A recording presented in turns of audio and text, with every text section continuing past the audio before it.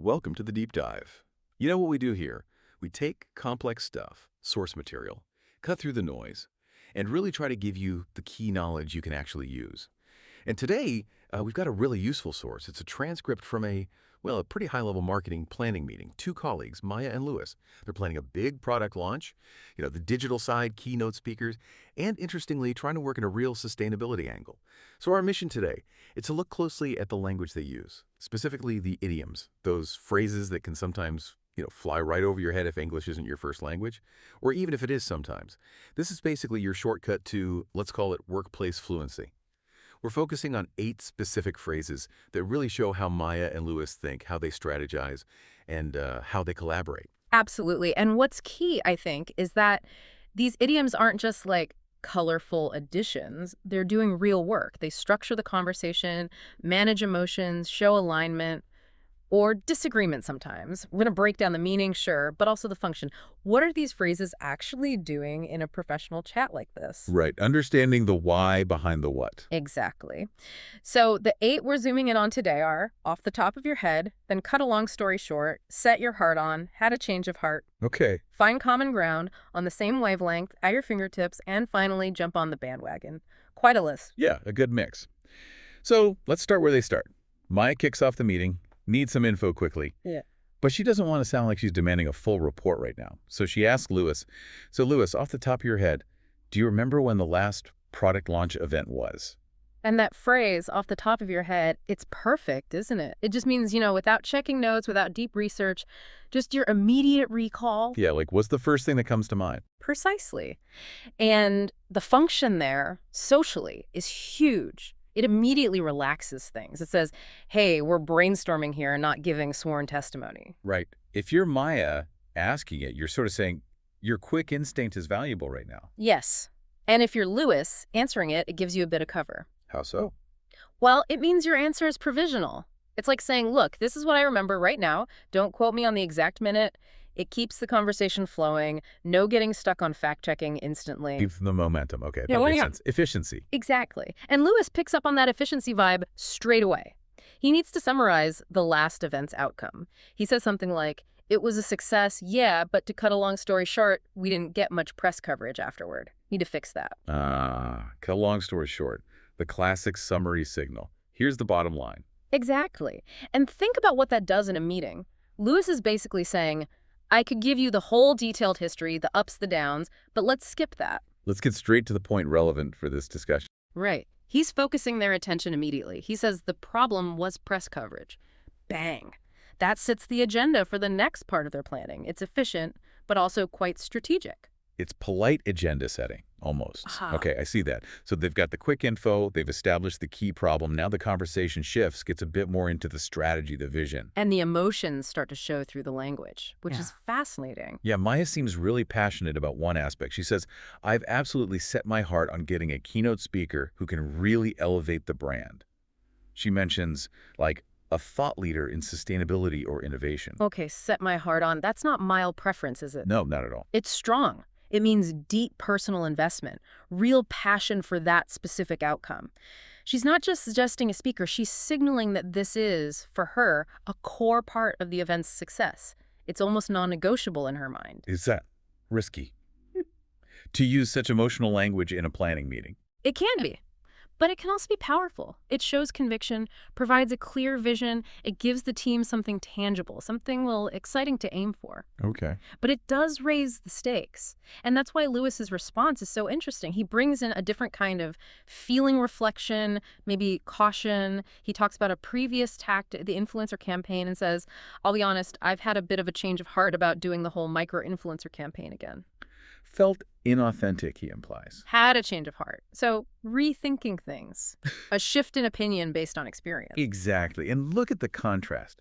Maya's forward-driving passion set my heart on. Lewis's reflective caution, change of heart. One pushing, one pulling back slightly.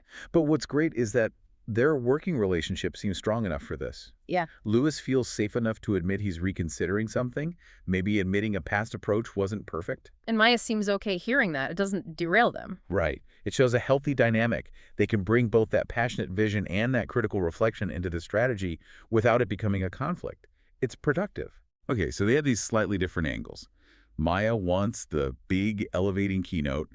Lewis is wary of repeating past mistakes that felt hollow. How do they move forward? Well, this is where teamwork language really kicks in. Maya actually steps up to bridge the gap. Ah, okay. What did she say? She suggests maybe instead we find common ground between traditional PR credibility and influencer partnerships. She talks about blending them for credibility and buzz. Find common ground. That sounds like a classic meeting speak, but what's it doing here? It's acting like a signpost for collaboration. Maya's taking ownership. She's heard her own desire. She's heard Lewis's concern. And now she's actively proposing a way to reconcile them. So it's not just saying let's agree, it's saying let's build something new from both our points. Precisely. It's a leadership move, steering away from a potential disagreement towards a solution that integrates both perspectives. Very skillful. And Lewis's reaction. Does he buy into this synthesis? He does, immediately. And he uses another key phrase to show it. He says, exactly, I think we're finally on the same wavelength here. On the same wavelength, meaning we're thinking alike. We understand each other. Yes.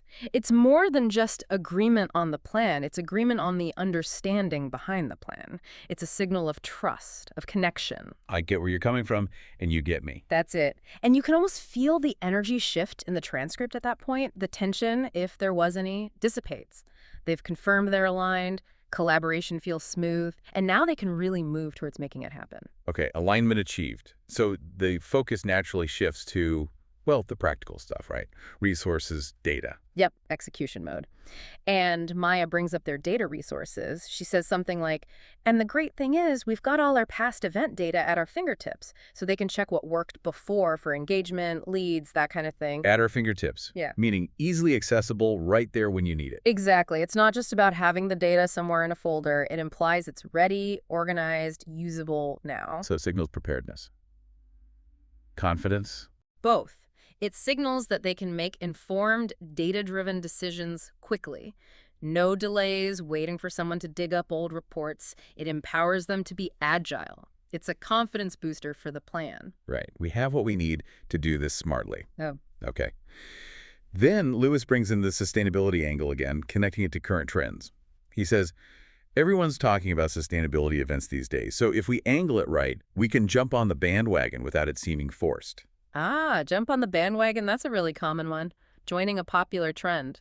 But doesn't it sometimes sound a bit negative, like you're just following the crowd maybe a bit late or opportunistically? It absolutely can have that negative connotation. And that's what makes Lewis's use here quite clever, I think. He acknowledges the trend. Everyone's talking about it, so they should engage with it. He's being realistic about the market. Yes, but the crucial part is his caveat. Without it seeming forced. He's flagging the potential negative perception of just jumping on and saying, we need to do this, but authentically. He's sort of preempting the criticism. So he's using the idiom almost self-awarely. I think so. He's acknowledging the risk inherent in the phrase itself, which invites the team to solve the authenticity problem together.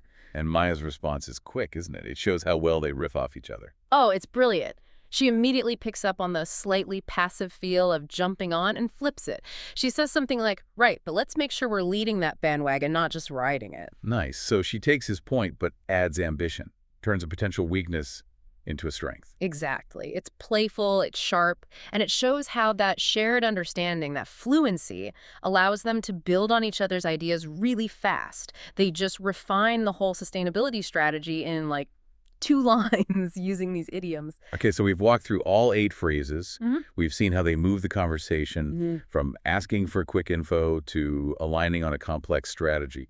What's the big picture here for someone listening, someone maybe trying to navigate these kinds of conversations themselves? The big takeaway, I think, is that these idioms are so much more than just vocabulary words. They are like social tools, navigation aids for professional conversations.